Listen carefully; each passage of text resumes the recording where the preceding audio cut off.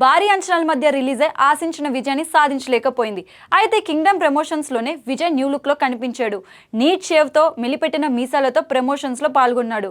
Next మూవీలో Vijay look ఇదే. రాయలసీమకు చెందిన ఒక చిన్న రాజు కథని తెరకెక్కిస్తున్నారు. రాజు పాత్రలో విజయ్ కనిపించబోతున్నాడు. గతంలో విజయ్ తో టాకీస్ వాళ్ళ చేసిన రాహుల్ ఈ చిత్రాన్ని డైరెక్ట్ చేస్తున్నాడు.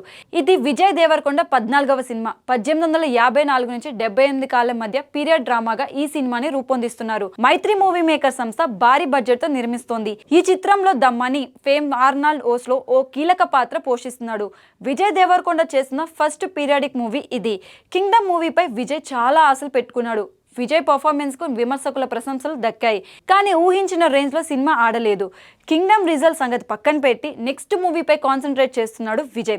ఈ మూవీలో విజయ్ కి జోడిగా రష్మిక నటిస్తోంది. గతంలో వీరిద్దరి కాంబోలో గీతా గోవిందం వచ్చింది. ఈ చిత్రం బ్లాక్ బస్టర్. వీరిద్దరి కెమిస్ట్రీ బాగా వర్కౌట్ అయింది. ఆ తర్వాత డియర్ కామ్రేడ్ లో ఈ జోడి మళ్ళీ రిపీట్ అయింది. కానీ రిజల్ట్ మాత్రం నిరాశపరిచింది. ఇప్పుడు ముచ్చటగా మూడోసారి వీరిద్దరు జత కడుతున్నారు. విజయ్ రష్మిక మధ్య లవ్ స్టోరీ నడుస్తుంది. ఎప్పటి నుంచో రూమర్స్ వస్తూనే ఉన్నాయి. ఈ మధ్య కాలంలో వీళ్ళిద్దరు కలిసి కనిపించడం లేదు. రూమర్స్ కి చెక్ పెట్టాలని అలా చేస్తున్నారని ఫిలిం నగర్ టాక్.